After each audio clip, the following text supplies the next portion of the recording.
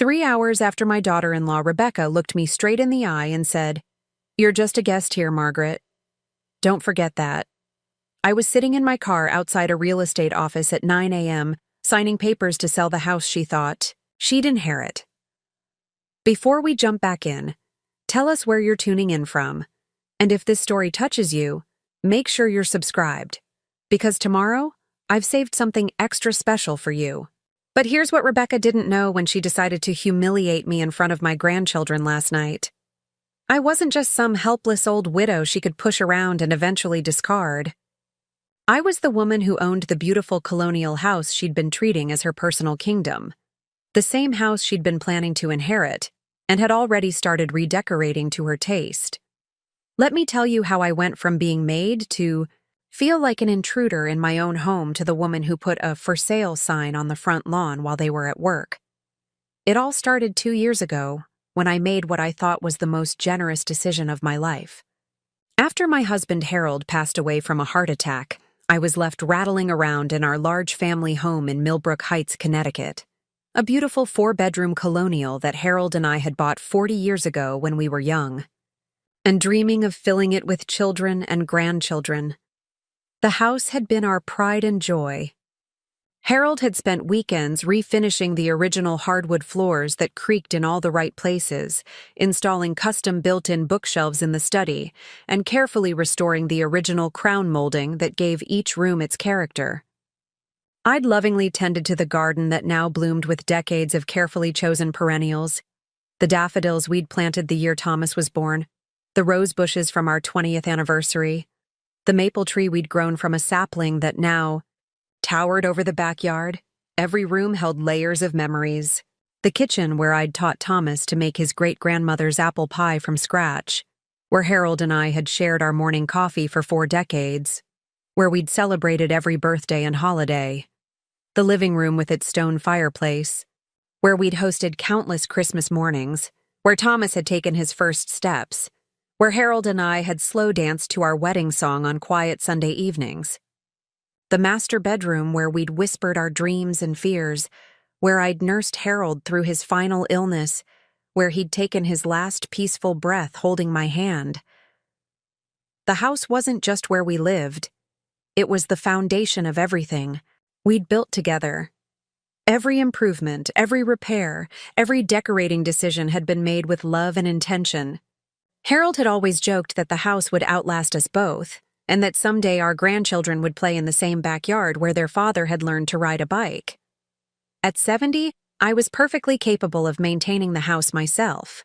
I was healthy, active, and had enough savings from Harold's life insurance policy and our carefully managed retirement accounts to live comfortably for the rest of my life.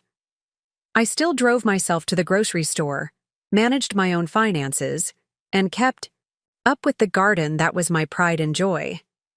The house might have been large, but it wasn't unmanageable. I'd hired a cleaning service to help with the deeper tasks, and my neighbor Bob kept an eye on things when I traveled to visit my sister in Florida. But the house felt enormous without Harold's presence filling it. I found myself talking to his photograph just to hear a human voice during the long winter evenings, and sometimes I'd set 2 places at the dinner table out of habit, before catching myself and putting one away. The silence was the hardest part. After 43 years of marriage, I wasn't used to making decisions without Harold's input, wasn't used to watching television shows alone, wasn't used to going to bed without saying goodnight to someone who loved me. Thomas, my only child, had been calling me almost daily since his father's funeral 6 months earlier. At first, I thought it was sweet. Finally, some regular contact with my son, who'd grown increasingly distant since marrying Rebecca 5 years ago. But it quickly became clear that these weren't check-ins motivated by concern for my emotional well-being. Instead, every conversation seemed designed to highlight my supposed vulnerability and isolation. "Mom, it's just not safe for someone your age to be living alone in such a big house," he'd say during our phone calls, his voice taking on the patient tone people use with children. "What if you fall down those stairs? What if you have a medical emergency and no one finds you for days? What if someone breaks in and you can't defend yourself?" His concerns might have seemed reasonable to an outsider, but I knew better. Thomas had never worried about my safety when Harold was alive. Even though we'd been the same ages living in the same house, he'd never expressed concern about the stairs I'd been climbing for 40 years, or the security system Harold and I had installed after a rash of break-ins in the neighborhood 5 years earlier. Rebecca and I have been talking, he'd continue, and we think you should seriously consider moving to one of those nice senior living communities. There's a beautiful one about 20 minutes from our house, Sunset Manor. They have activities, medical staff on site, and you'd have friends your own age to spend time with. Senior living communities. The phrase made my skin crawl. I'd visited friends in places like that. Sterile environments where independents went to die, where meals were served at predetermined times, where activities were planned by well-meaning staff who treated residents like children. I wasn't ready to be warehoused with other widows, playing bingo 3 times a week, and waiting for visits from family members who saw us as obligations rather than people. I was still sharp, still capable, still very much in control of my own life. My doctor had pronounced me in excellent health at my last checkup. I managed my own investments, maintained my own social calendar, and had recently joined a book club that met at the local library.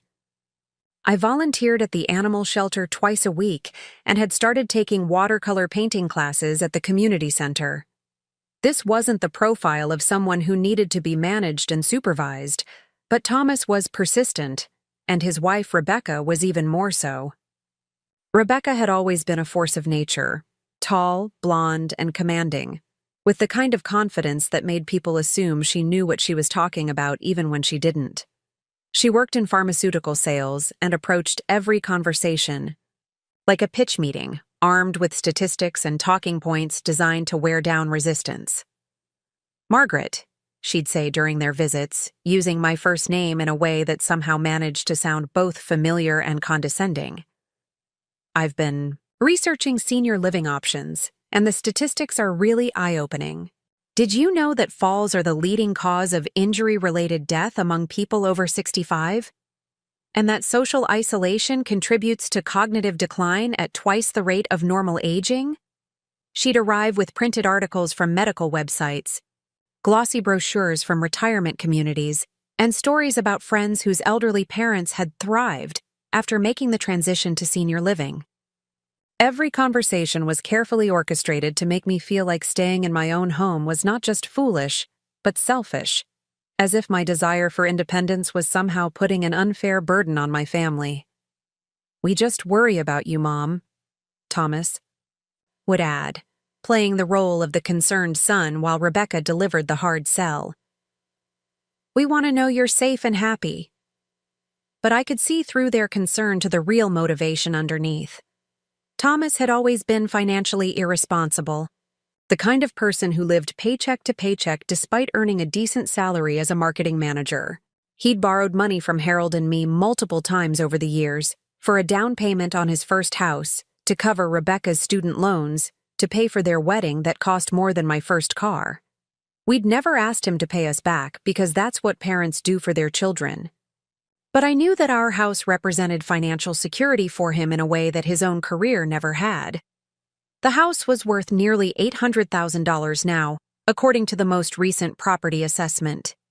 In a market where young families were struggling to afford their first homes, Thomas and Rebecca saw our colonial as their ticket to a lifestyle they couldn't otherwise afford. They'd never said it directly, but I could see it in the way Rebecca's eyes lit up when she talked about the potential of certain rooms, in the way Thomas casually mentioned how much houses in our neighborhood were selling for, in the way they both seemed to assume that eventually, inevitably, the house would be theirs. What they didn't understand was that I wasn't ready to give up my independence, my memories, or my home just because it would make their lives easier. I'd worked alongside Harold for 4 decades to pay off the mortgage on this house. I'd scraped and saved and made sacrifices so we could afford the down payment when Thomas was just a toddler. This wasn't just a piece of real estate to me. It was the physical embodiment of everything Harold and I had built together. But their pressure campaign was relentless. They'd bring their twin boys, Jake and Mason, my 12-year-old grandsons, on their visits and make pointed comments about how much space the house had, how great it would be for the boys to have their own rooms instead of sharing the small bedroom in Thomas and Rebecca's townhouse. They'd walk through the rooms making observations about what could be updated or modernized, as if my home was just a renovation project waiting to happen. "This kitchen has such great bones," Rebecca would say, running her manicured fingers along the countertops Harold and I had saved for 2 years to afford. With some updates, maybe granite countertops, stainless steel appliances, an island, it could be absolutely stunning. "The living room gets amazing light," Thomas would add, looking around the space where I'd rocked him to sleep as a baby. "You could really open this up, maybe take down that wall to the dining room, create more of an open concept feel." They weren't just admiring my home, they were redesigning it in their minds, erasing the choices Harold and I had made and replacing them with their own vision. And they were doing it right in front of me, as if I wasn't there, as if my opinions about my own house didn't matter. The breaking point came 6 months after Harold's death, during what I thought was just a casual Sunday dinner invitation. Thomas had called that morning asking if they could come over with the boys, saying Rebecca was making her famous lasagna and they wanted to share it with me. I was touched by the gesture. It had been weeks since we'd had a real family meal together, and I missed the noise and chaos of having children in the house. But when they arrived that evening, I realized this wasn't a social visit. They'd brought a folder full of documents, real estate listings, and what Rebecca called a transition plan. Over dinner, while Jake and Mason played video games in the living room, Thomas and Rebecca presented their proposal like it was a business meeting. "Mom, we've given this a lot of thought," Thomas began, his tone serious and practiced. "We think the best solution for everyone would be for you to move into Sunset Manor. We've already put you on the waiting list, and for our family to move into the house." I nearly choked on my lasagna. "Move into my house?" "Well, technically, we'd buy it from you," Rebecca said smoothly, pulling out a folder of papers. "We've had it appraised, and we're prepared to offer you fair market value. Then you'd use that money for your care at Sunset Manor, and we'd take over the mortgage and maintenance responsibilities." "What mortgage?" I asked, confused. "Harold? And I paid off this house 15 years ago." "Right, so it would be even easier," Thomas said, misunderstanding my point entirely. "We'd handle all the paperwork, help you move, take care of everything. You wouldn't have to worry about any of it." I looked back and forth between them, trying to process what they were suggesting. They wanted me to sell them my home, the house, where I'd lived for 40 years, where every room held irreplaceable memories, so they could move in and I could go live in a nursing home. And they were presenting this as if they were doing me a favor. "I don't want to move to Sunset Manor," I said quietly. "Mom, I know change is scary," Rebecca said, her voice taking on the patronizing tone she used with her children. "But you'll love it there. They have a beautiful dining room, organized activities, transportation to doctor's appointments. You won't have to worry about maintaining this big house anymore." "I'm not worried about maintaining my house. I like maintaining my house." "But Mom," Thomas said, leaning forward earnestly, "think about us too. The boys are getting older, they need more space. Rebecca and I have been talking about having another baby, and our townhouse is already too small. This house is perfect for a growing family." And there it was, the real reason for their sudden concern about my safety and well-being. They didn't want me to be happy or secure in my golden years. They wanted my house, and I was an inconvenience standing in their way. "Thomas," I said, my voice steadier than I felt, "this is my home. I'm not selling it, and I'm not moving to a nursing home. I'm 70 years old, not 90. I'm perfectly capable of living independently." The temperature in the room seemed to drop 10 degrees. Rebecca's smile became fixed and cold, and Thomas looked genuinely shocked. as if my refusal to hand over my life's greatest asset was somehow unreasonable. "Mom, you're not thinking clearly about this," Thomas said. "What happens when you can't climb those stairs anymore? What happens when you can't drive? What happens when you need medical care? When that happens, I'll deal with it then, just like every other adult in the world." "But why wait until there's a crisis?" Rebecca interjected. "Why not make the transition now, while you can still adjust to a new lifestyle?" "Margaret, I have to be honest with you. I think you're being selfish." The word hung in the air like a slap. Selfish. For wanting to live in my own home. For not wanting to sell my most precious possession to accommodate their convenience. For not being grateful that they were willing to help me by taking everything I had left of my life with. "Harold, I think you should both leave now," I said, standing up from the table. "Mom," Thomas started. "Leave.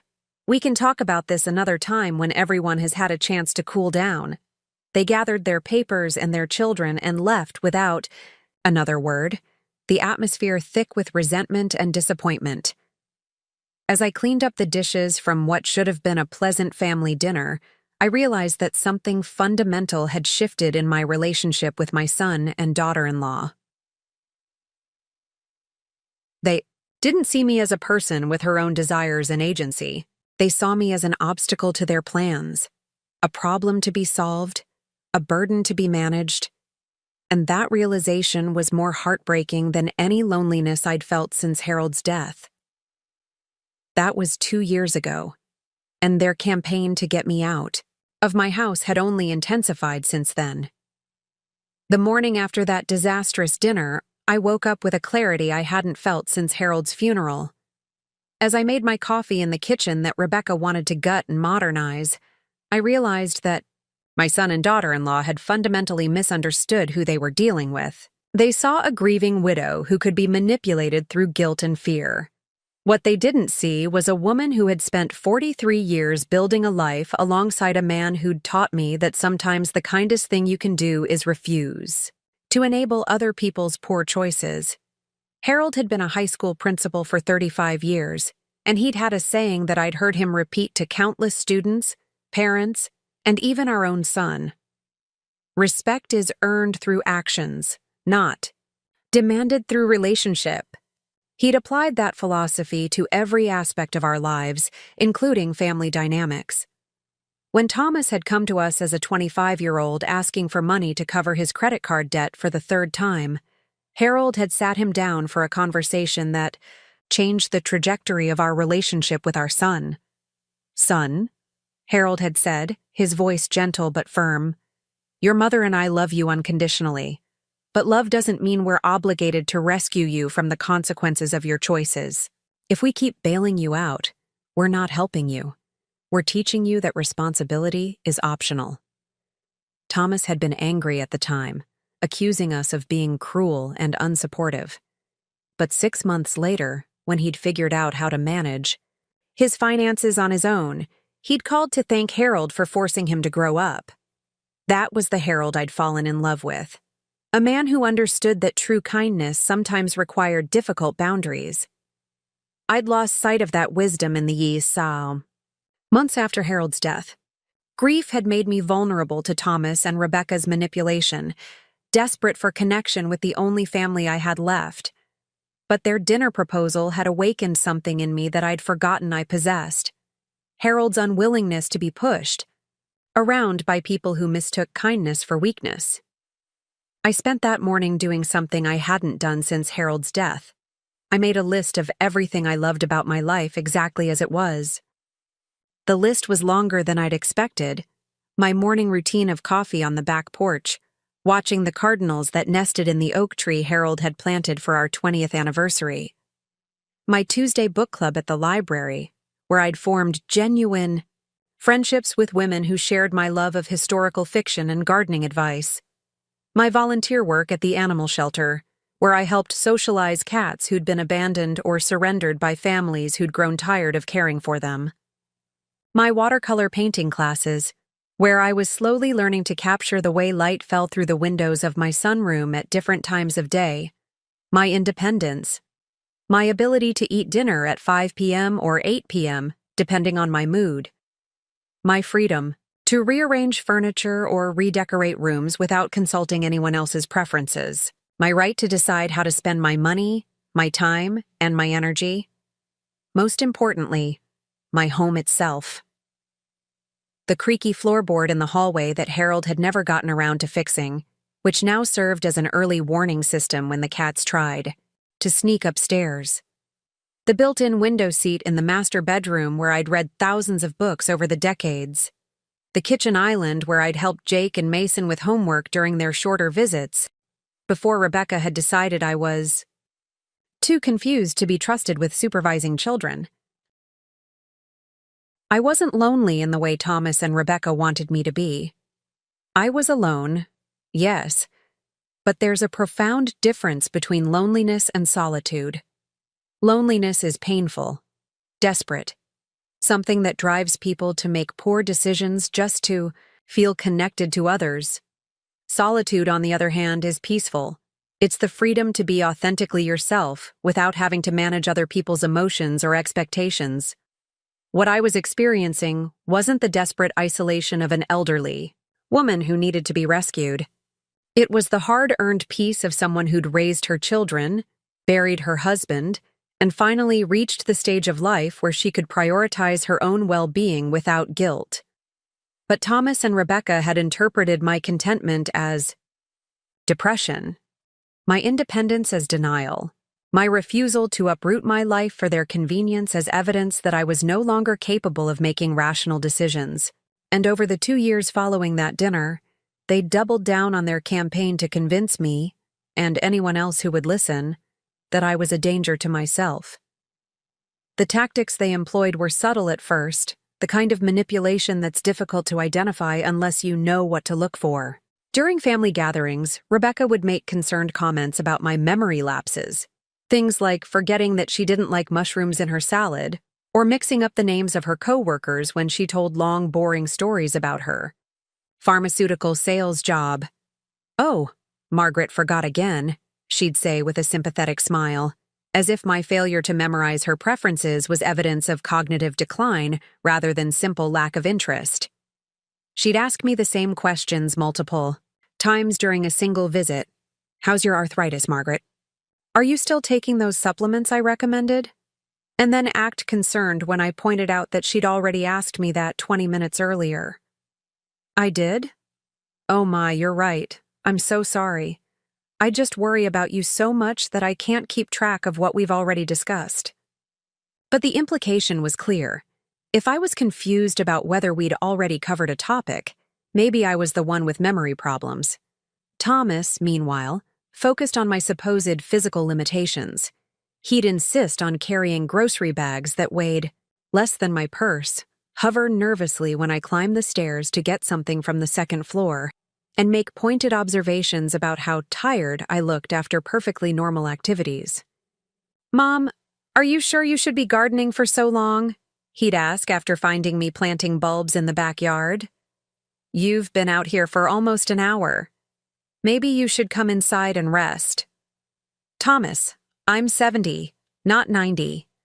An hour of light gardening isn't going to kill me." I know. I just worry about you overexerting yourself. What if you got dizzy and fell? What if you had a heart episode like Dad?" The constant implications that I was one misstep away from disaster began to wear on me psychologically. I found myself second-guessing activities I'd been doing for decades, wondering if maybe they were right. Maybe I was being reckless by living independently. Maybe I was too old to be trusted with my own judgment.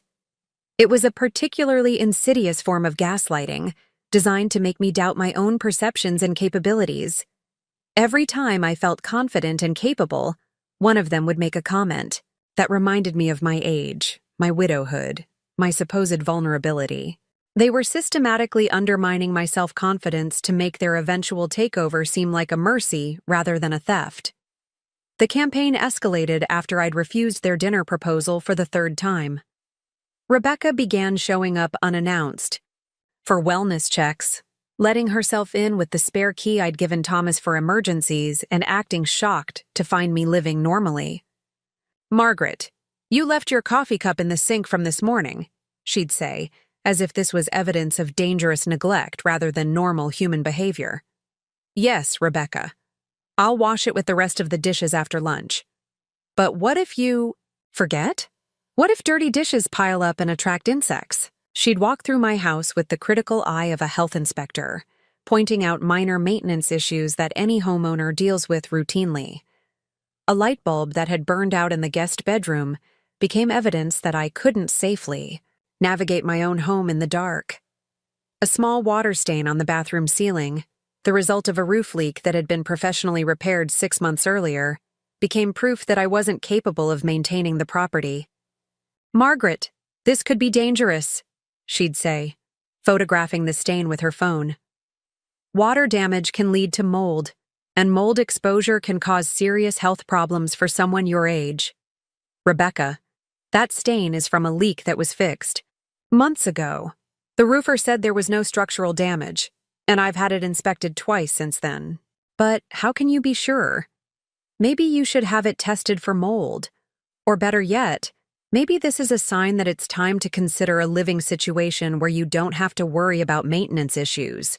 She'd helpfully rearrange things in my kitchen, moving items to locations that made more sense to her but left me unable to find anything for days. When I complained, she'd act hurt and confused. "I was just trying to help, Margaret. I thought it would be easier for you to reach the coffee filters if they were in the cabinet next to the coffee maker instead of above the stove. I'm sorry if that upset you." But the implication was always that my upset was unreasonable, that I should be grateful for her interference, that my desire to keep my own belongings where I wanted them was evidence of inflexibility and confusion. Thomas, meanwhile, began involving my neighbors in their campaign. He'd call Mrs. Henderson next door to check on me if I didn't answer my phone immediately when he called. He'd ask Bob across the street to keep an eye on my driveway and let him know if my car was gone for more than a few hours, supposedly because he worried about me getting lost or having an accident. "Mom, Bob mentioned that your car was gone all day Tuesday," he'd say during our phone calls. "Where did you go? Were you feeling okay to drive?" I went to the library for book club, then stopped at the grocery store and the garden center. "It's called having a life, Thomas." I know. I just worry when you're driving around for hours by yourself. What if something had happened? How would we know where to find you?" The surveillance felt suffocating. I began to feel like I needed permission to leave my own house. Like every decision I made was being monitored and evaluated by people who'd already decided I was incompetent. My neighbors, who'd been friendly acquaintances for decades, started looking at me with the pitying expressions people reserve for elderly relatives who can no longer take care of themselves. Mrs. Henderson, who'd been borrowing cups of sugar and sharing gardening tips with me for 20 years, began speaking to me in the slow, loud voice people use with children and the mentally impaired. "How are you today, Margaret? Are you taking your medications? Do you need me to call Thomas for you?" The assumption that I needed to be managed, monitored, and eventually relocated became so pervasive that I started to wonder if maybe they were right. Maybe I was being stubborn and unrealistic. Maybe my insistence on staying in my own home was selfish and dangerous. That doubt lasted exactly until Rebecca made her biggest mistake. 6 months ago, she'd shown up at my house with a real estate agent in tow, claiming she'd arranged a consultation to help me understand my options for downsizing. The agent, a polished woman in her 40s named Linda, had walked through my home taking notes and photos, while Rebecca provided commentary about all the ways the house was too much for someone my age. "As you can see, there are stairs throughout the house," Rebecca had said, as if stairs were a recent and dangerous addition to residential architecture. "And the master bedroom is on the 2nd floor, which means Margaret has to climb stairs every night just to go to bed." "The kitchen appliances are quite old," Linda had noted, eyeing my perfectly functional refrigerator and stove. "Replacement costs could be significant, especially if there are any safety issues with the older electrical systems. Exactly, Rebecca had agreed. And the yard requires constant maintenance.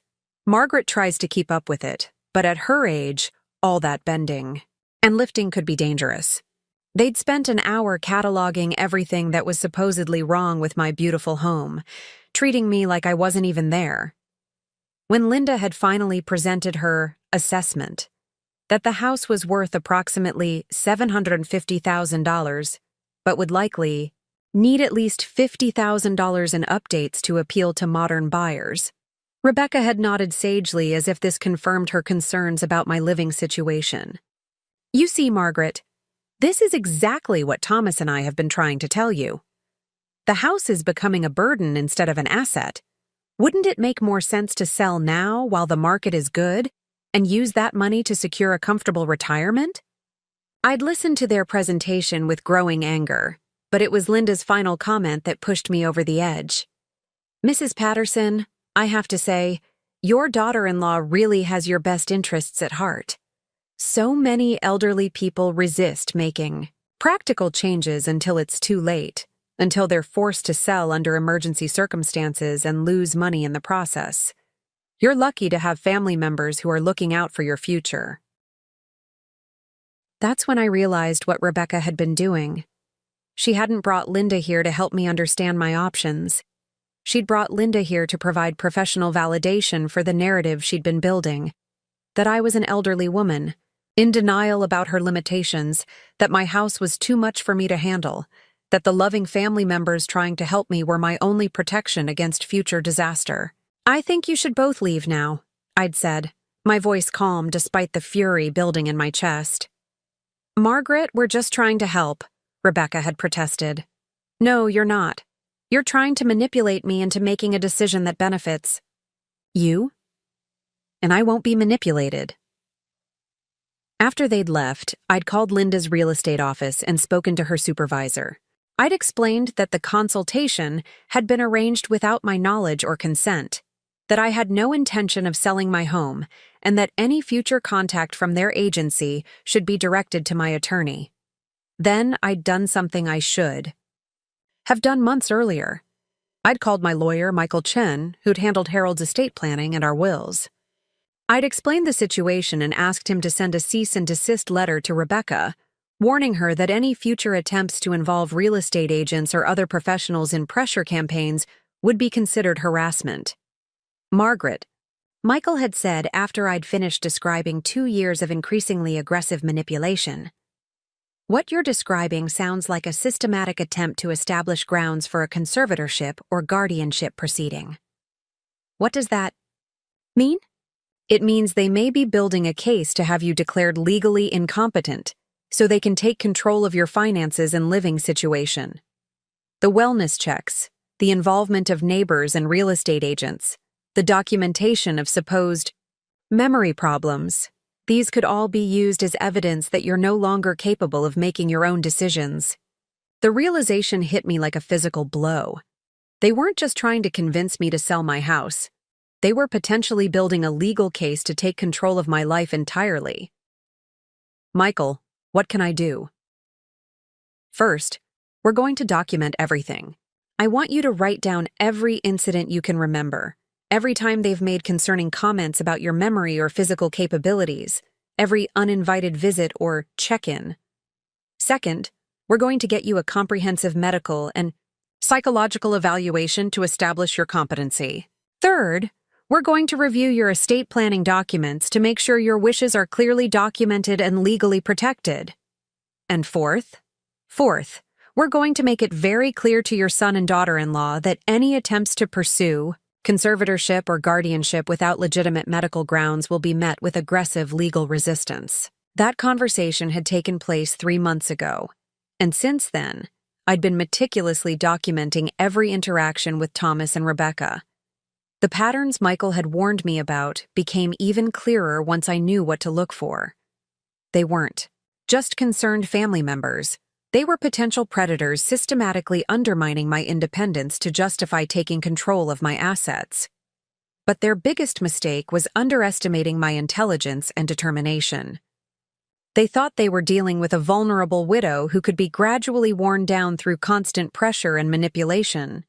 What they'd actually done was awaken the same protective instincts that had helped Harold and me navigate 43 years of marriage, raise a child, build a successful life together, and weather every crisis that had come our way. Harold had always said that you could tell everything you needed to know about a person's character by watching how they treated people who couldn't fight back. For 2 years, Thomas and Rebecca had shown me exactly who they were. Now it was time for me to show them who I was. The woman they were about to meet wasn't the grieving, confused widow they'd been manipulating. She was Margaret Patterson, homeowner, taxpayer, voter, and fully competent adult who'd had quite enough of being treated like a child by people who should have been treating her with respect. And she was about to remind them that underestimating a 70-year-old woman with nothing left to lose is a very dangerous mistake. 3 months after my consultation with Michael Chen, I thought I had successfully established boundaries that would protect me from further manipulation. The cease and desist letter had been delivered. My medical evaluations had all confirmed my complete competency, and I'd begun to feel like I was finally in control of my own life again. Rebecca's surprise visits had stopped. Thomas's constant wellness checks had been reduced to weekly phone calls, and for the first time in 2 years, I was sleeping peacefully in my own home without wondering what new scheme they might be plotting. Should have known the calm wouldn't last. The incident that would change everything began on a crisp October morning when I decided to take advantage of the beautiful fall weather to tackle some seasonal yard work. Connecticut autumns are spectacular, and my property looked like something from a postcard with the maple trees blazing red and gold against the gray stone of the colonial house. Harold and I had always loved this time of year. It was when we'd done our best work in the garden, preparing the flower beds for winter and planting the spring bulbs that would emerge like promises when the snow finally melted. I'd been outside since early morning, raking leaves and cutting back the perennials that had finished blooming for the season. It was satisfying physical work that reminded me why I loved living on this property, why the idea of trading my garden for the sterile courtyard of a senior living facility felt like a kind of death. My back was a little sore from bending and lifting, but it was the good kind of soreness that comes from productive labor, not the ache of injury or infirmity. I was just finishing up around the rose bushes when I heard a car door slam in my driveway. Looking up, I saw Rebecca's silver SUV parked behind my Honda, and my heart immediately sank. She wasn't supposed to be here. The cease and desist letter had made it clear that any future visits needed to be arranged in advance and with legitimate purpose. But there she was, striding across my lawn in her expensive athletic wear, her face set in the determined expression I'd learned to dread. "Margaret," she called out, her voice carrying the artificial brightness she used when she was planning something unpleasant. "There you are. I've been looking everywhere for you." "Rebecca," I said evenly, not moving from where I stood beside the garden bed. "What are you doing here?" "I tried calling, but you didn't answer your phone," she said, pulling her cell phone from her pocket and waving it dramatically. "I was worried something might have happened to you." I pulled my own phone from my gardening apron and checked the call log.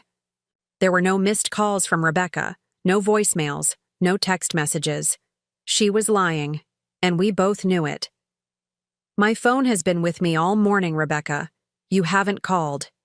Her expression flickered for just a moment, a flash of irritation.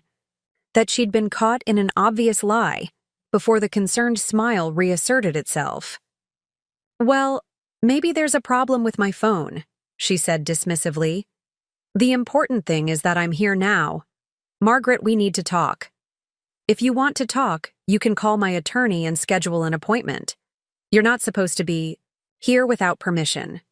"Oh, for heaven's sake, Margaret. I'm family. I shouldn't need permission to check on my husband's mother." The casual dismissal of the legal boundaries I'd worked so hard to establish sent a flash of anger through me. But I kept my voice calm. Harold had always taught me that the person who loses their temper first loses the argument. and I wasn't about to give Rebecca that advantage. You're here in violation of a cease and desist order, Rebecca. I'm going to have to ask you to leave. Margaret, I'm not leaving until we've had a chance to discuss something very important. She took a step closer, and I noticed that she was holding a manila folder in her other hand. I've been doing some research, and I've found some information that I think you need to see. What kind of information? Information about what happens to elderly people who refuse to accept help from their families. Her voice took on the patronizing tone that had become so familiar over the past 2 years. Margaret, I know you think you're being independent, but the statistics are really frightening. Do you know how many seniors are injured or killed every year because they insisted on living alone? Rebecca, I'm not discussing this with you. Please leave my property. I can't do that, Margaret. Not when I have evidence that you're putting yourself in serious danger. She opened the manila folder and pulled out a stack of printed articles, waving them at me like evidence in a courtroom. Look at this. A 73-year-old woman in Hartford fell down her stairs and wasn't found for 3 days. A 68-year-old man in New Haven had a stroke while gardening and died because no one was there to call for help. Margaret, these could be stories about you. The manipulation was so blatant, so obviously calculated to frighten me into compliance, that I almost laughed. She'd driven to my house, lied about calling me, ignored a legal order requiring her to stay away, and was now trying to terrorize me with random news stories about elderly people having accidents. Rebecca, millions of people over 65 live independently without incident. Cherry-picking tragic stories doesn't prove that I'm in danger. But what if you are? What if something happens to you while you're out here playing in the dirt and no one finds you until it's too late? Playing in the dirt. The dismissive phrase revealed exactly what she thought about my gardening, my independence, my right to live my life as I chose. To Rebecca, my activities weren't legitimate pursuits that brought me joy and purpose. They were the foolish pastimes of an old woman too stubborn to accept her limitations. What I do in my own yard is none of your business, Rebecca. It is my business when Thomas and I are the ones who'll have to deal with the consequences of your poor decisions. Her mask was slipping now, the artificial concern giving way to the irritation and entitlement that had always lurked beneath the surface. Do you have any idea how stressful it is for us, constantly worrying about whether you're okay, whether you've fallen or gotten confused and wandered off, or had some kind of medical emergency? No one is asking you to worry about me. I've told you repeatedly that I'm fine. But you're not fine, Margaret. You think you're fine, but you're not seeing the bigger picture. She pulled out another piece of paper, this one looking more official than the news articles. I've been in touch with Dr. Reeves about your last physical exam. Dr. Reeves was my primary care physician, a kind man in his 50s who'd been taking care of me since Harold's death. I'd had my annual physical just 6 weeks earlier, and he'd pronounced me in excellent health for my age, better than many people decades younger. Dr. Reeves told me about your blood pressure medication, Rebecca continued, clearly pleased to have what she thought was damaging information. He said you need to be monitored more closely because of the dosage adjustment. I stared at her, in disbelief. Rebecca, my blood pressure is completely normal with medication. Dr. Reeves said I'm managing it perfectly. But what if you forget to take your medication? What if you take too much by accident?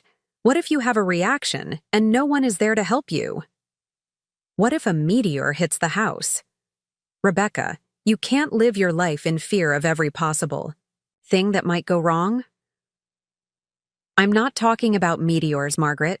I'm talking about real documented risks that affect people your age every single day.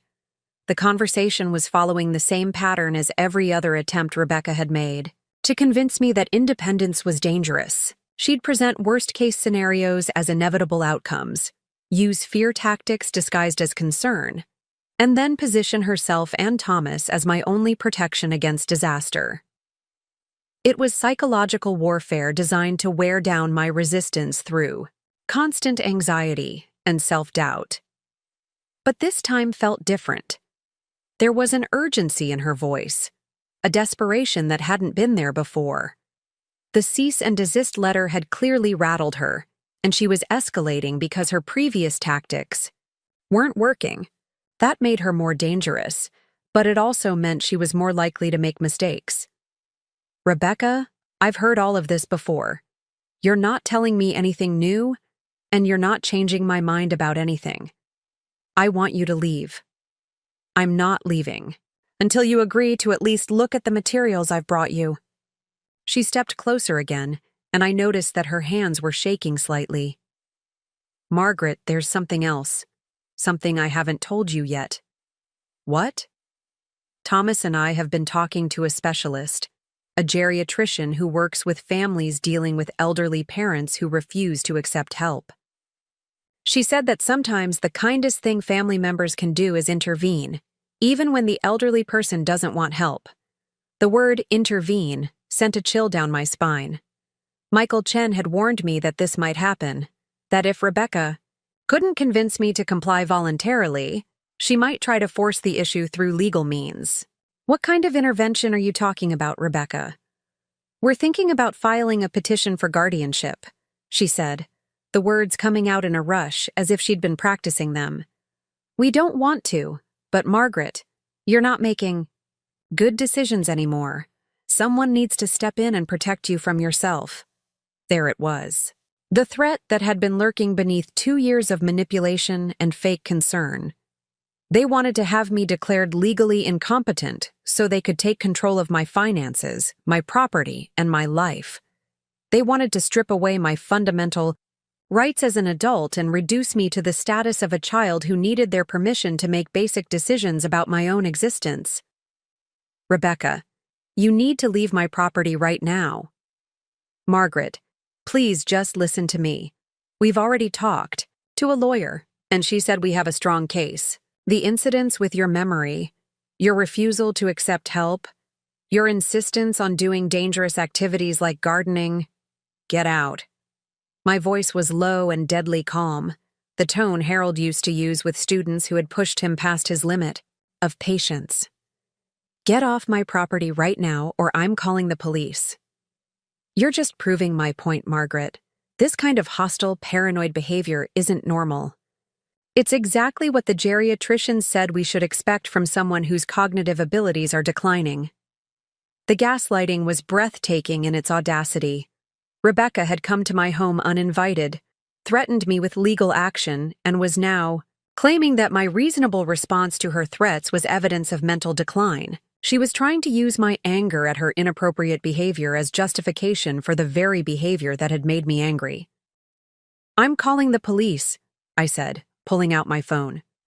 Go ahead, Rebecca said, her voice taking on a note of triumph. Call them. Let them see how agitated and confused you get when someone tries to have a rational conversation with you about your safety. I realized with growing horror that this was exactly what she wanted. She was goading me into an emotional response that she could then point to as evidence of instability. If the police arrived to find me upset and angry while she remained calm and concerned, it would support her narrative that I was the problem. But I'd learned something about myself over the past few months. I was stronger and smarter than Rebecca gave me credit for. Instead of letting her manipulate me into losing control, I took a deep breath and made a different choice. You know what, Rebecca? You're absolutely right. I should call the police. But not because I'm agitated or confused. I should call them because you're trespassing on my property in violation of a legal order, and you're threatening me with frivolous litigation.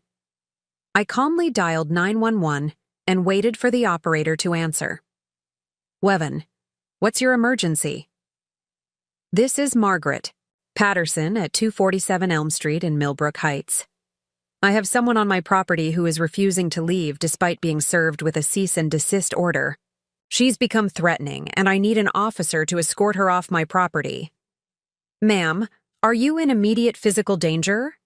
No, but the person is making threats about legal action and refusing to leave when asked. I have documentation of the Cease and desist order if the officer needs to see it. We'll have someone there within 10 minutes, ma'am. Are you able to go inside and lock your doors until the officer arrives? Yes, I can do that. I hung up and looked at Rebecca, whose face had gone pale. Clearly, she hadn't expected me to actually call the police, and she definitely hadn't expected me to remain calm and rational while doing it. Margaret, you're making a terrible mistake, she said, backing toward her car. When Thomas finds out about this, he'll learn that his wife has been harassing his mother in violation of a legal order.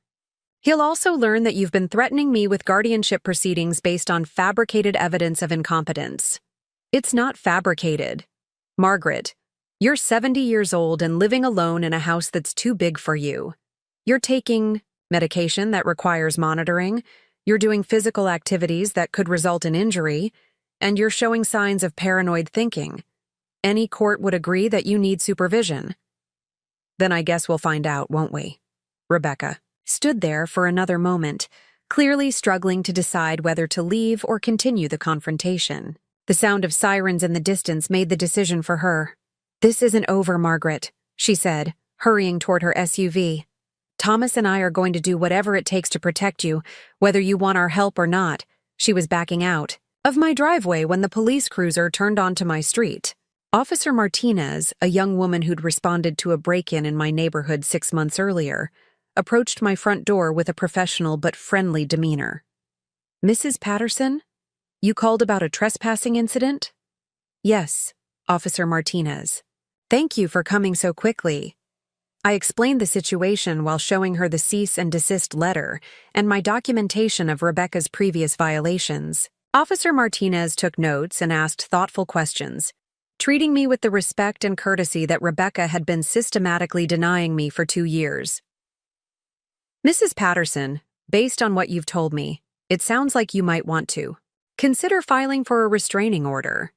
The cease and desist letter is a good first step, but a restraining order would give you more legal protection if this behavior continues. What would that involve? You'd need to go to court and present evidence of harassment. Given the documentation you've already gathered, I think you'd have a strong case. And, Mrs. Patterson, I want you to know that you handled this situation exactly right. You stayed calm, documented everything, and called for help when you needed it. That's not the behavior of someone who's confused or incompetent. After Officer Martinez left, I stood in my garden looking at the scattered papers Rebecca had dropped in her haste to escape, the news articles about elderly accidents, the notes from her conversation with the geriatrician, the draft petition for guardianship that she'd clearly brought to intimidate me with. As I gathered up the papers, I realized that Rebecca had made a crucial mistake. In her eagerness to threaten me, she'd revealed her entire strategy. I now knew exactly what she was planning, how she intended to proceed, and what evidence she thought she had against me. More importantly, I had documentation of her threats and harassment, witnessed by a police officer who'd noted Rebecca's inappropriate behavior in an official report. That evening, I called Michael Chen and described the day's events. His response was immediate and decisive. Margaret, we're filing for a restraining order first thing Monday morning, and we're also going to send a letter to this geriatrician Rebecca mentioned, warning her that any involvement in a guardianship proceeding based on false information could result in professional sanctions. What about the guardianship threat? Let them try. Based on your medical evaluations, your demonstrated competency, and the evidence of their harassment, any attempt to have you declared incompetent would not only fail, it would likely result in sanctions against them for filing a frivolous petition. Michael, what if they find a doctor who's willing to say, I'm incompetent? Margaret, you've been evaluated by 3 different physicians in the past 6 months. You've passed comprehensive cognitive assessments with flying colors. You're managing your own finances, maintaining your property, and living independently, without any signs of impairment. No legitimate medical professional would declare you incompetent based on the evidence.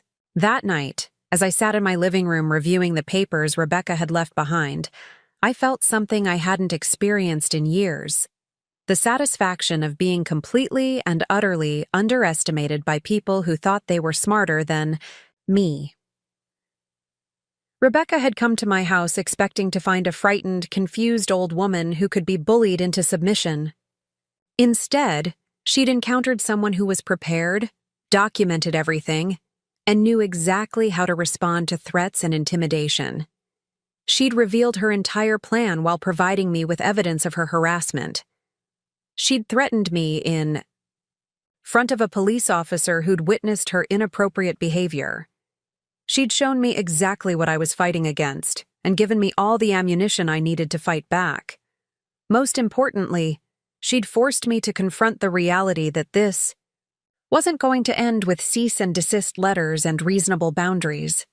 Thomas and Rebecca were prepared to use the legal system to steal my independence, and they weren't going to stop until they either succeeded or were decisively defeated. Well, if Rebecca wanted a fight, she was about to discover that 70-year-old Margaret Patterson was not the helpless victim she'd imagined. I'd spent 43 years married to a man who'd taught me that bullies only understand strength, and I'd just been handed the perfect opportunity to show Rebecca exactly how strong a determined woman with nothing left to lose could be. The gloves were off now, and Rebecca had no idea what she'd just unleashed. The weekend following Rebecca's confrontation passed in a strange bubble of calm determination. I spent Saturday morning organizing all my documentation, medical records, financial statements, the cease and desist letter, Officer Martinez's incident report, and the threatening papers Rebecca had dropped during her hasty retreat. As I spread everything across my dining room table, I felt like a general preparing for battle, and in many ways, that's exactly what I was. Harold had always said that preparation was the key to winning any conflict, whether it was dealing with a difficult parent at school or navigating a complex bureaucracy. Know your facts, understand your rights, and never let emotions cloud your judgment, he'd tell his students when they faced academic challenges or disciplinary issues. Now, facing the most serious threat to my independence I'd ever encountered, I found myself drawing on his wisdom like a manual for psychological warfare. Sunday morning, I did something I hadn't done since Harold's funeral. I went to church. Not because I'd suddenly found religion, but because I needed to be seen and heard by my community. Rebecca's strategy depended on portraying me as an isolated, confused elderly woman whose family was heroically trying to save her from herself. The best way to counter that narrative was to demonstrate publicly that I was an engaged, competent member of society with a support network beyond my manipulative son and daughter-in-law. St. Mark's Episcopal Church was the same beautiful stone building where Harold and I had been married 43 years earlier, where we'd brought Thomas for baptism and confirmation, where we'd celebrated countless Christmas and Easter services together. I hadn't been back since Harold's memorial service, partly because the memories were too painful, but mostly because I'd been so focused on rebuilding my solitary life that I'd forgotten the value of community connections. Reverend Sarah Williams, who'd officiated at Harold's service, greeted me warmly at the door. "Margaret, how wonderful to see you. How are you doing?" "I'm doing well, Sarah. Better than I expected, actually." "I'm so glad to hear that. You know, Harold was so proud of how strong and independent you are. He used to say that he never worried about you because he knew you could handle anything life threw at you." The comment hit me like a lightning bolt. Harold had believed in my strength even when I doubted it myself. He'd seen qualities in me that I'd forgotten I possessed during the dark months after his death.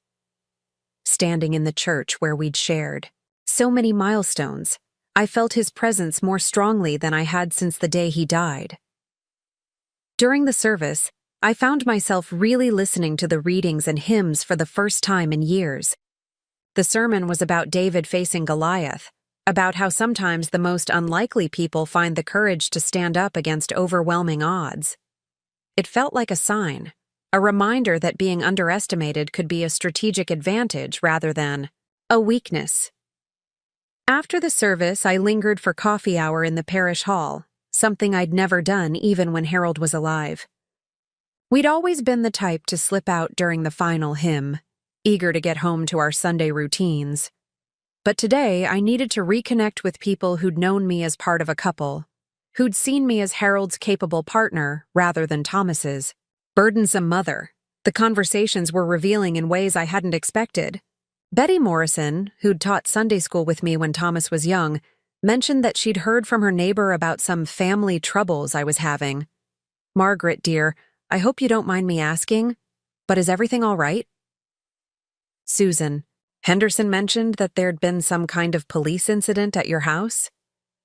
I realized that Rebecca's confrontation hadn't happened in a vacuum. Word had spread through the neighborhood that something was wrong, and people were forming opinions based on incomplete information. This was exactly the kind of community perception that could be used against me in a guardianship proceeding. "Betty, I appreciate your concern. I'm having some disagreements with my daughter-in-law about my living situation. She thinks I should move to a senior community, and I prefer to stay in my own home. Unfortunately, she's become rather aggressive about pushing her agenda." "Oh my," Betty said, her expression shifting from concern to understanding. "You mean she's one of those daughters-in-law who thinks she knows what's best for everyone?" "Something like that." "Well, for what it's worth, Margaret, you seem perfectly capable to me. You always were the most organized person I knew, and losing. Harold wouldn't change that. Some people just can't mind their own business." The conversation continued in that vein, with several other parishioners expressing similar sentiments. It became clear that my neighbors and acquaintances saw me as a competent adult dealing with family pressure, not as a confused elderly woman in need of intervention.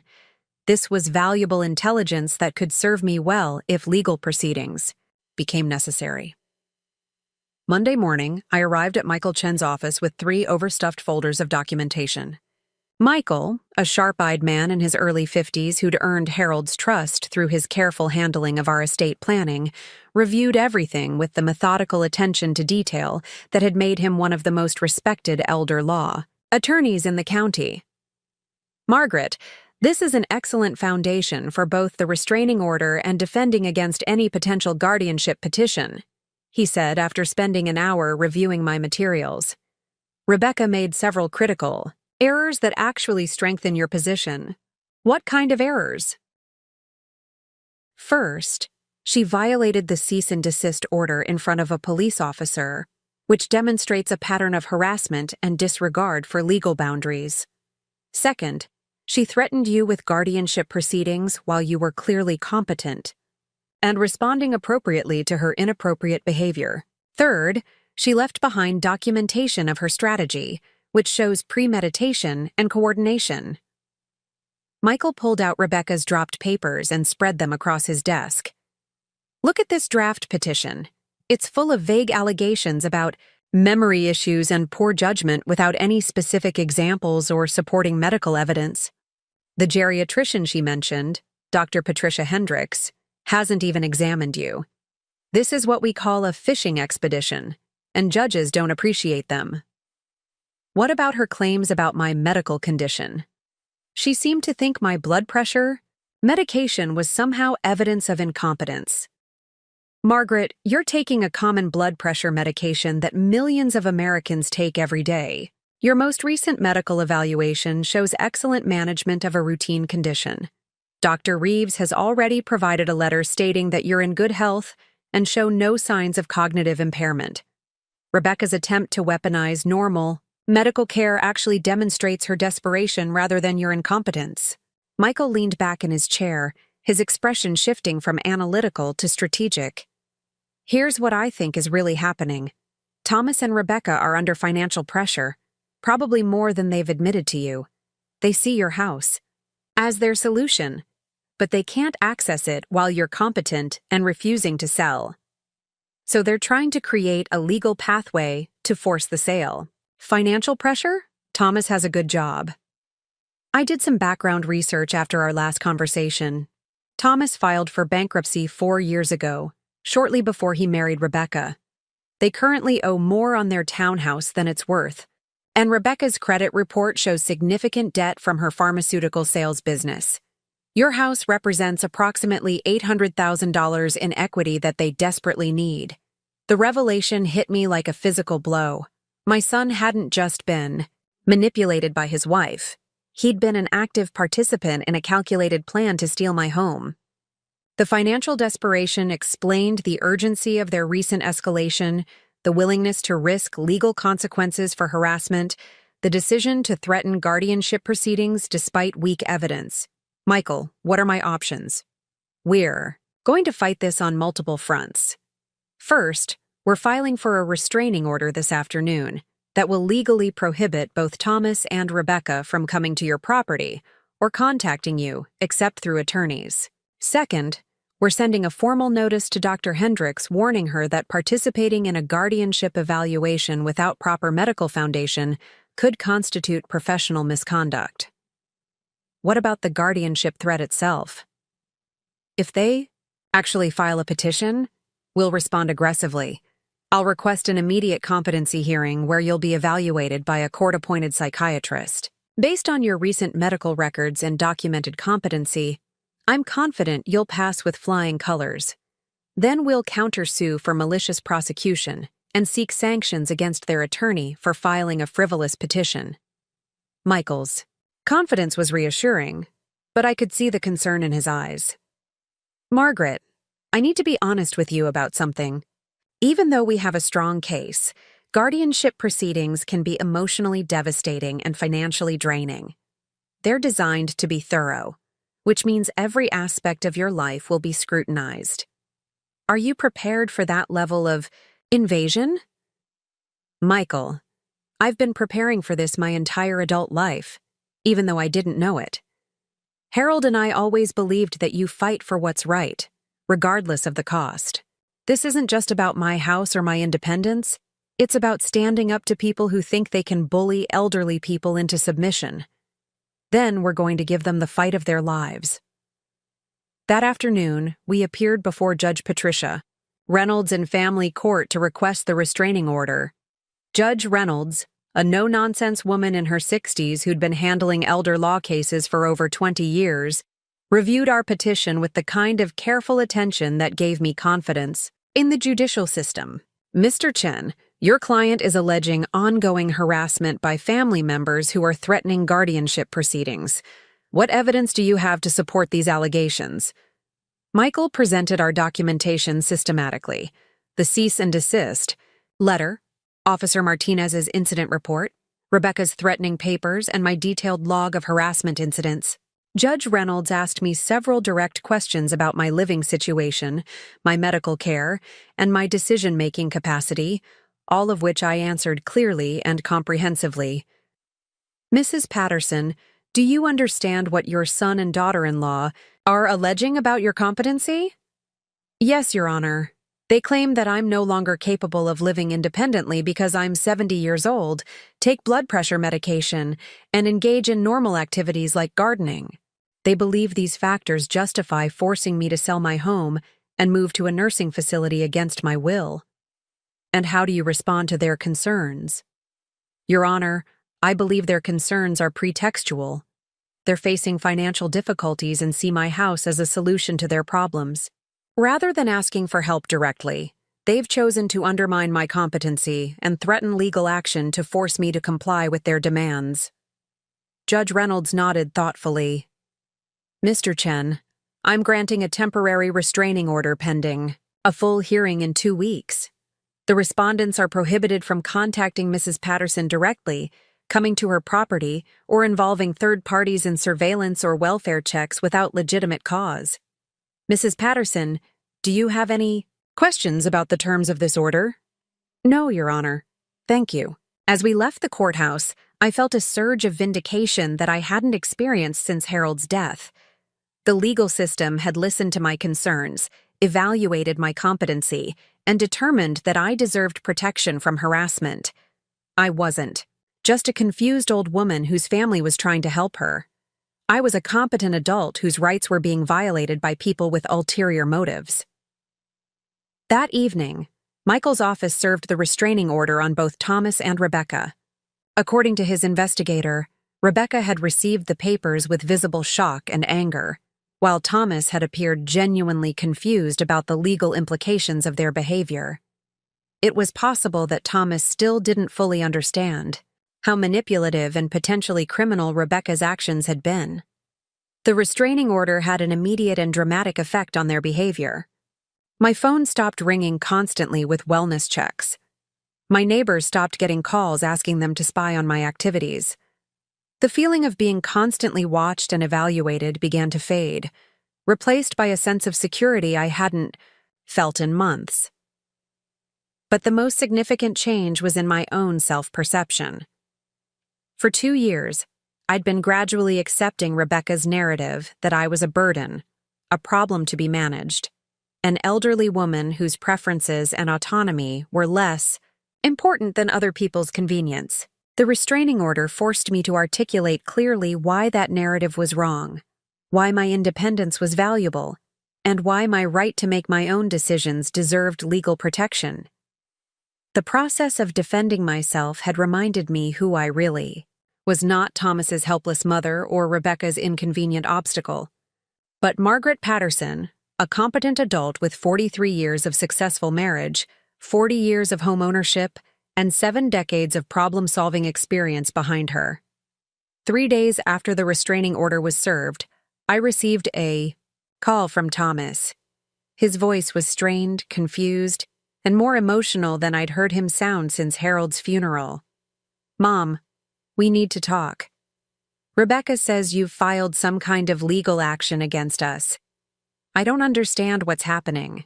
Thomas, you and Rebecca are prohibited from contacting me except through attorneys. You're violating the restraining order by calling me." "Mom, please. I'm not trying to violate anything.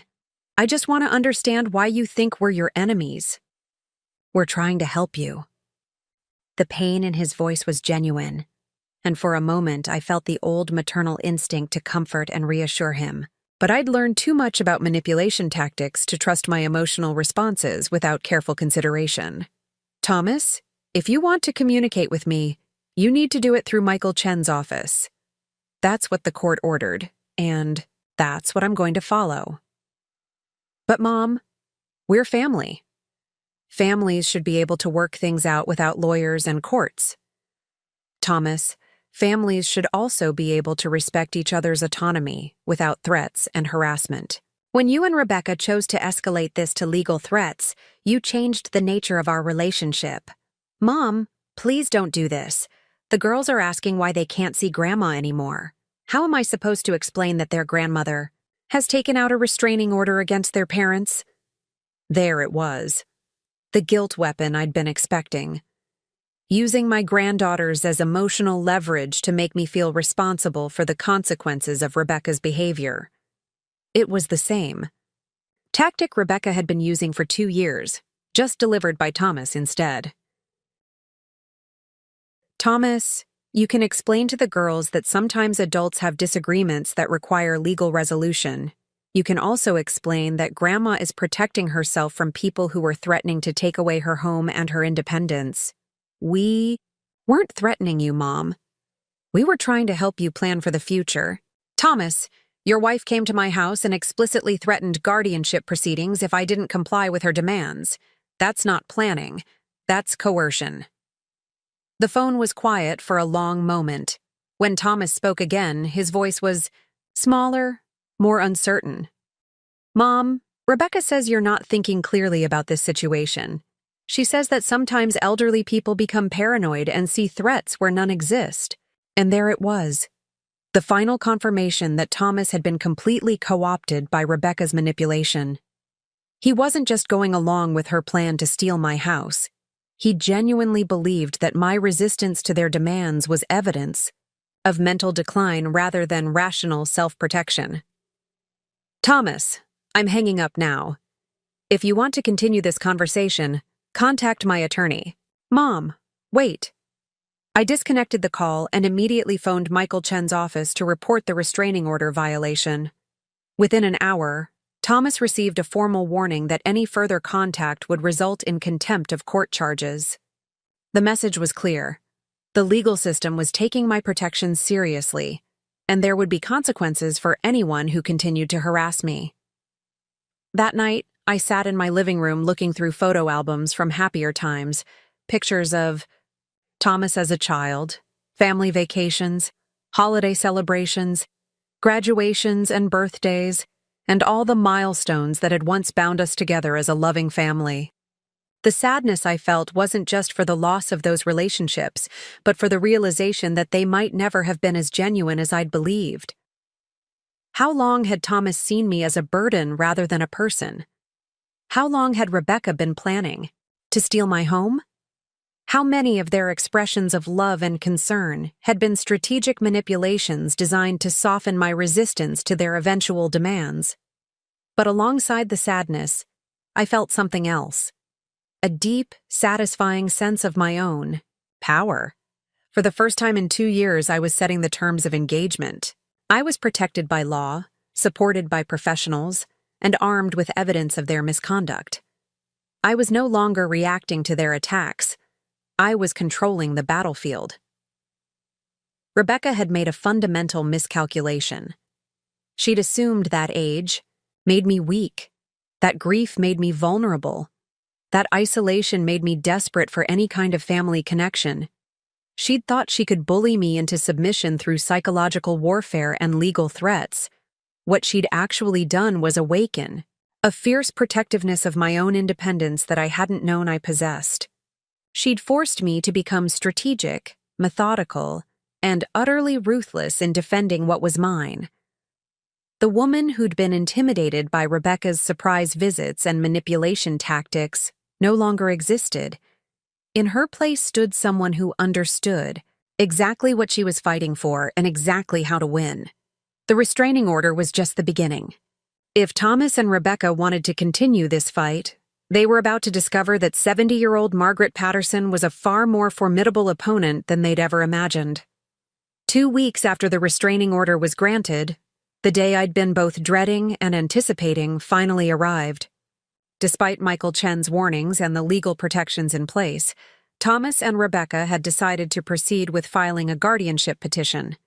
Their attorney, a young man named David Walsh, who specialized in what he euphemistically called family transition planning, had apparently convinced them that they could overcome the evidence of harassment by focusing on my supposed cognitive decline and unsafe living conditions. They'd made their biggest mistake yet. Michael called me at 7 a.m. on the morning the petition was filed, his voice tight with controlled anger. "Margaret, they've actually done it. They filed for emergency guardianship, claiming you're in immediate danger and need protective intervention." "What kind of immediate danger?" "According to their petition, you're exhibiting signs of paranoid delusions, making irrational decisions about your living situation, and demonstrating hostility toward family members trying to provide necessary care. They claim that your refusal to move to assisted living and your aggressive legal actions are evidence of diminished capacity." I felt a moment of pure rage at the audacity of their claims, followed immediately by something close to satisfaction. They'd just handed me the perfect opportunity to destroy their credibility completely and publicly. "Michael, when is the hearing?" "Judge, Reynolds scheduled an emergency competency evaluation for this afternoon. She wants to resolve this quickly, especially given the existing restraining order and the harassment documentation we already have on file." "What should I expect?" "The court will appoint a psychiatrist to evaluate your mental capacity. You'll be interviewed, given cognitive tests, and asked about your living situation and decision-making process. Based on your previous medical evaluations, I'm confident you'll pass with flying colors. But Margaret, I need to warn you about something." "What?" "Thomas and Rebecca have apparently been building their case for months. They have statements from neighbors about your erratic behavior, documentation of your isolation, and claims about incidents that supposedly demonstrate confusion or poor judgment. Most of it appears to be either fabricated or taken completely out of context, but we need to be prepared to address their allegations systematically." "What kind of allegations?"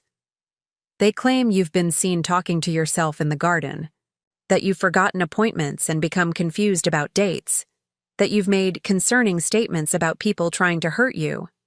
They're painting a picture of an elderly woman who's lost touch with reality and needs protective intervention. The systematic nature of their deception was breathtaking. For months, they'd been gathering ammunition for this moment, documenting normal behaviors and reframing them as evidence of incompetence. My conversations with the cardinals in my garden became talking to myself. My decision to skip social events I didn't enjoy became isolation.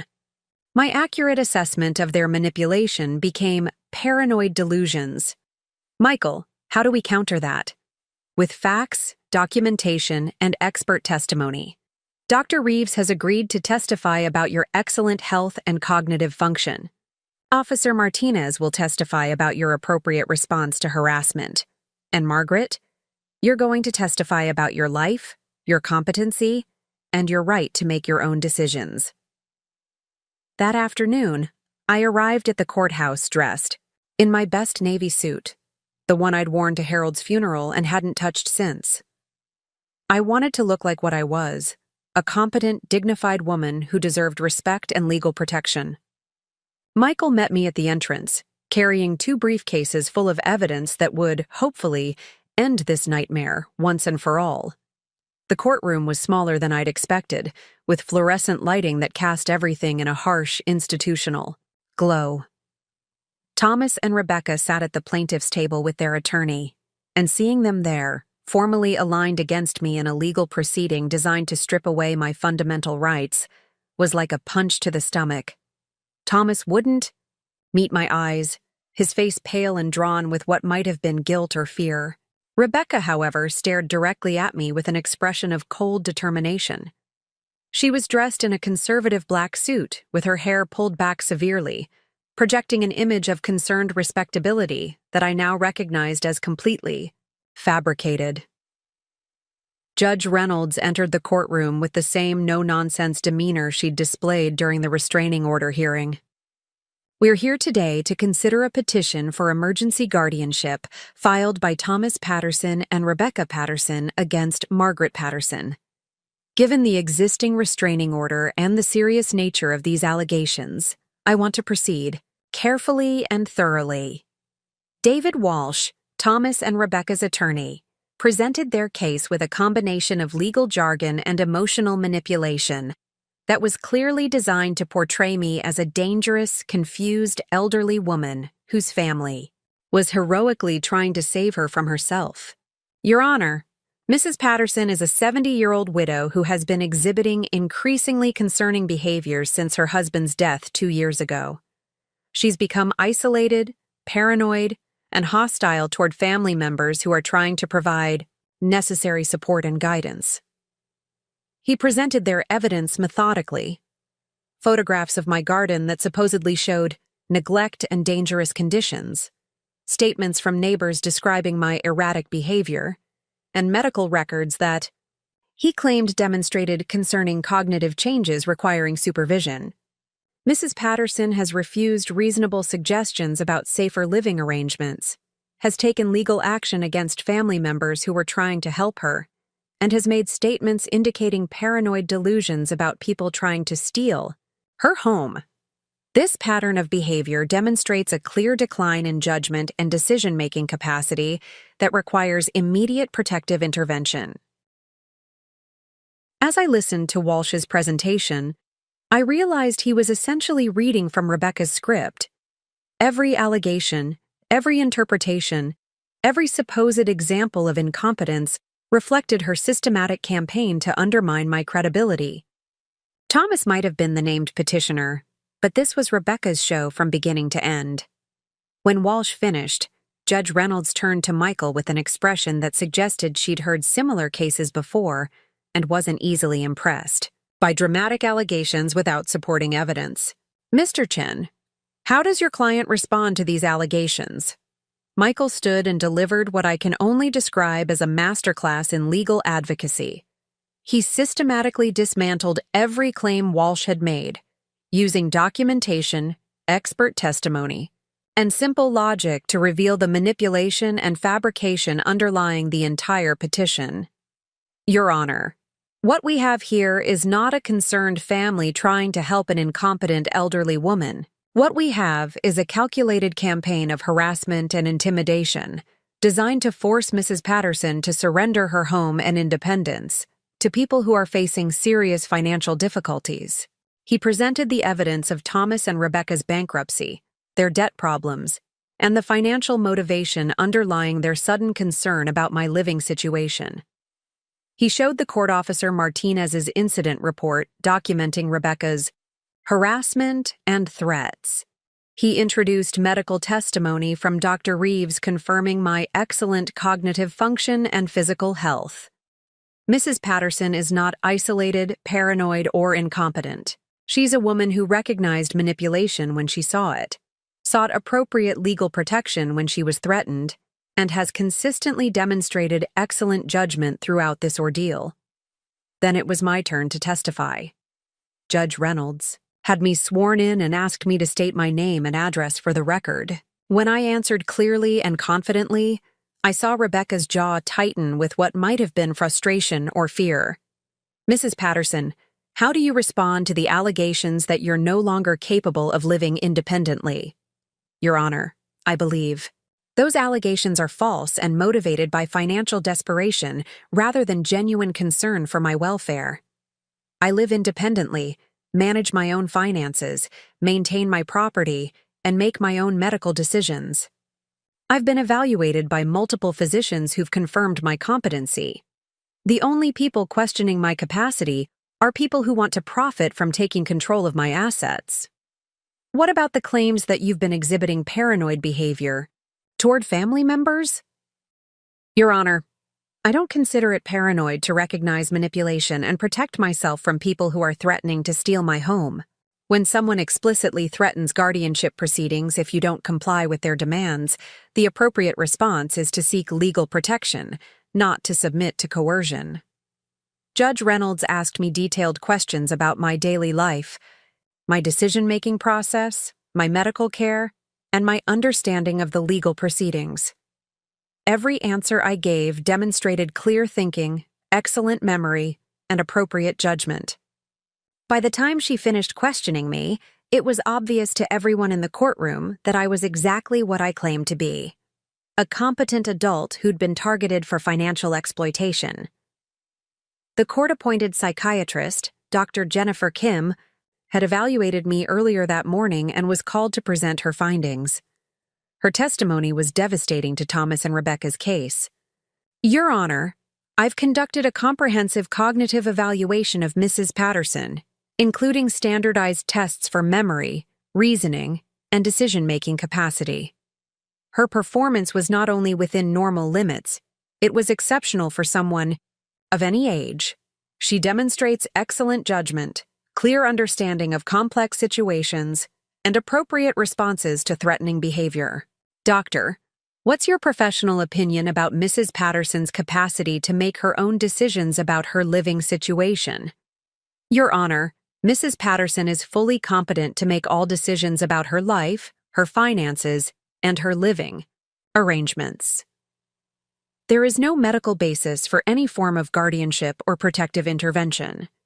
In fact, her decision to seek legal protection from harassment demonstrates excellent judgment and self-advocacy skills. When Dr. Kim finished testifying, Judge Reynolds turned to Walsh with an expression that could only be described as judicial displeasure. Mr. Walsh, based on the testimony and evidence presented today, I'm having difficulty understanding the basis for your emergency guardianship petition. Can you point to any credible evidence that Mrs. Patterson lacks the capacity to make her own decisions? Walsh clearly hadn't expected the hearing to go so badly for his clients. He stammered through a response that essentially repeated his earlier allegations without any supporting evidence, focusing on my hostility toward family members and my refusal to accept help. Your Honor, Mrs. Patterson's aggressive legal actions against family members who were trying to help her suggests a concerning pattern of paranoid thinking. Judge Reynolds cut him off mid-sentence. Mr. Walsh, seeking legal protection from Harassment is not paranoid thinking, it's appropriate self-advocacy. Filing a restraining order against people who are threatening you is not aggressive behavior.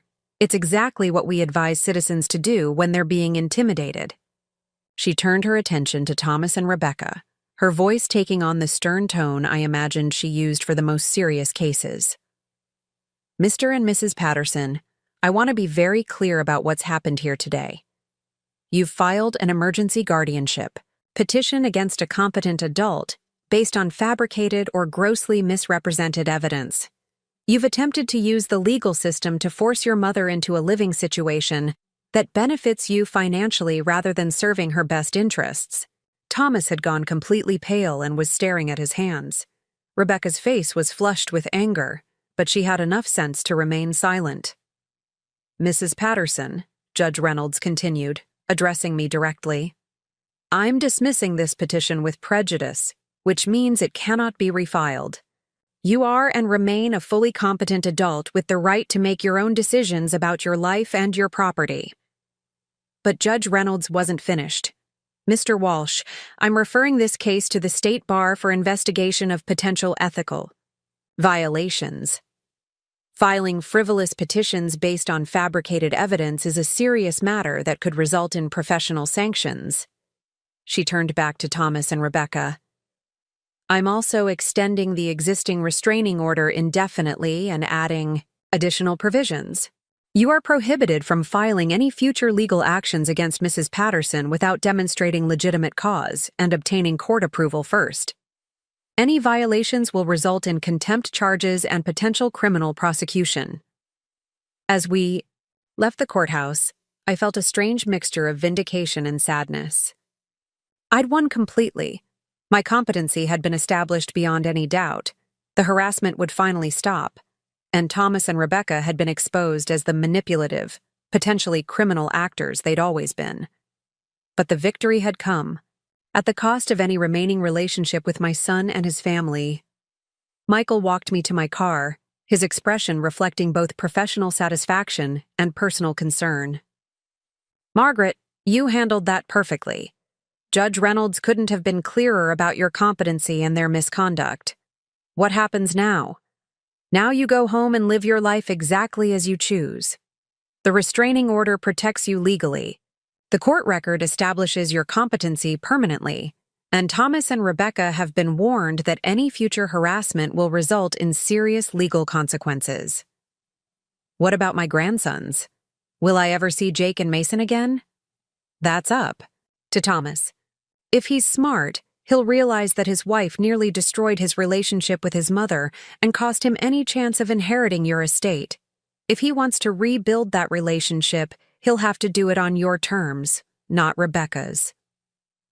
That evening, I sat in my garden watching the sunset over the property that Rebecca had tried so hard to steal from me. The restraining order papers were filed away with the rest of my legal documents. The house deed was safely locked in my safe deposit box, along with an updated will that left everything to charity rather than to family members who'd proven they couldn't be trusted. For the first time in 2 years, I felt truly secure in my own home. The changes that followed were remarkable. Without the constant stress of manipulation and surveillance, my health improved dramatically. My blood pressure dropped to levels Dr. Reeves hadn't seen since before Harold's death. I slept better, ate better, and found myself enjoying activities I'd forgotten I loved. I rejoined my book club with enthusiasm, started volunteering at the animal shelter again, and even began taking weekend trips to visit my sister in Florida. The social isolation that Rebecca had claimed was evidence of my deterioration had actually been a result of her harassment campaign. Once that ended, I rediscovered the active, engaged social life I'd been living before she'd made me afraid to leave my own house. 6 months after the hearing, I received an unexpected phone call from Thomas. His voice was different, older, sadder, and stripped of the confident entitlement that had characterized our conversations during Rebecca's campaign. Mom, I know I'm not supposed to call you directly, but I needed to tell you something. Thomas, you're violating the restraining order. I know. But Mom, Rebecca and I are getting divorced. I've filed the papers, and I'm moving out of the house next month. The news should have brought me satisfaction, but instead I felt only sadness for the destruction Rebecca had caused to our entire family. I'm sorry to hear that, Thomas. Mom, I need you to know that I didn't understand what Rebecca was doing until the court hearing. I thought she really was trying to help you, trying to protect you from making mistakes that could hurt you. I didn't realize she was manipulating both of us. Thomas, Rebecca didn't force you to participate in threatening your mother with guardianship proceedings. You made that choice yourself. You're right. I did. And I'll regret it for the rest of my life. His voice cracked slightly. Mom, I know I don't deserve it, but is there any chance you could ever forgive me? Could we ever rebuild our relationship? I thought about Harold's advice about forgiveness, that it was something you did for yourself, not for the person who'd wronged you. Carrying anger and resentment would only poison my own peace of mind. Thomas, forgiveness is possible, but rebuilding trust will take time, and it will have to happen on my terms. You'll need to demonstrate through consistent actions, over years, not words, that you respect my autonomy and won't try to control my decisions again. I understand. Mom, would it be possible for me to visit you sometime? With Jake and Mason? They ask about Grandma Margaret all the time, and I think they should know their grandmother. Contact Michael Chen's office to arrange a supervised visit. If that goes well, we can consider regular visitation. 3 months later, Thomas brought Jake and Mason for their first visit since the court hearing. The boys, now 13 years old and growing rapidly, were polite but cautious, clearly aware that something serious had happened between the adults in their lives, even if they didn't understand the details. As we sat in my living room eating cookies and talking about their school and sports activities, I realized that this was what family should feel like: relaxed, genuine, based on choice rather than obligation. Thomas watched his sons interact with me with an expression of profound regret, and I suspected he was finally understanding what Rebecca's greed had cost all of us. Today, 2 years after Judge Reynolds dismissed the guardianship petition, I'm living exactly the life I choose. I'm 72 years old, completely independent, and more confident in my own judgment than I've ever been. My house is my sanctuary, my garden is my therapy, and my independence is my greatest treasure. Thomas and I have rebuilt a cautious but genuine relationship based on mutual respect rather than family obligation. He visits twice a month with the boys, and we're slowly learning to trust each other again. He's in therapy, working to understand how he was manipulated and developing the skills to recognize and resist emotional exploitation in the future. Rebecca, I'm told, has moved to another state and is no longer in contact with any of us. Thomas's divorce attorney mentioned that she'd been involved in similar elder care schemes before meeting Thomas, which confirmed my suspicion that I'd been specifically targeted rather than randomly victimized. But the most important change isn't in my circumstances, it's in my understanding of my own power. For 70 years, I'd defined myself primarily in relation to other people, as Harold's wife, Thomas's mother, a helpful neighbor, a supportive friend. I'd thought that love meant accommodating other people's demands, that family loyalty required accepting whatever treatment relatives chose to give me. Rebecca's attack on my independence forced me to discover who Margaret Patterson was when stripped of all those relational roles. It turned out that underneath all the accommodation and people-pleasing was a woman of considerable strength, intelligence, and determination who was perfectly capable of fighting for herself and winning. The house that Rebecca tried so hard to steal from me is still mine. But more importantly, the life she tried to control is still mine as well. I wake up every morning in my own bed, in my own home, making my own decisions about how to spend my time and energy. At 72, I'm not winding down toward some inevitable decline into dependency and institutional care. I'm living fully, purposefully, and completely on my own terms. I have friendships based on mutual respect, family relationships based on choice rather than obligation, and the unshakable knowledge that I'm capable of protecting myself from anyone who tries to take advantage of me. Rebecca thought she was teaching me that I was a burden who needed to be managed by stronger, smarter people. Instead, she taught me that I was a force to be reckoned with, someone who could outwit, outmaneuver, and outlast anyone foolish enough to underestimate the power of a determined 70-year-old woman with nothing left to lose. The deed to my house is in my name. The title to my car is in my name. The decisions about my life are mine to make. And anyone who thinks age makes me weak or vulnerable is welcome to find out just how wrong they are. Some battles are worth fighting, even when, especially when, you're fighting them alone. The victory isn't just about keeping what's yours. It's about proving to yourself and the world that you're someone worth fighting for. "You're just a guest here," Rebecca had said, thinking she was putting me in my place. She was right about one thing: guests don't have to stay when they're not welcome. But she was wrong about who the guest was, as I told the realtor when I put her house on the market after Thomas moved out. Some people never learn that you don't bite the hand that could have fed you. My house, my rules, my life. And that's exactly how it's going to stay. Up next, you've got 2 more standout stories right on your screen. If this one hit the mark, you won't want to pass these up. Just click and check them out. And don't forget to subscribe and turn on the notification bell so you don't miss any upload from us.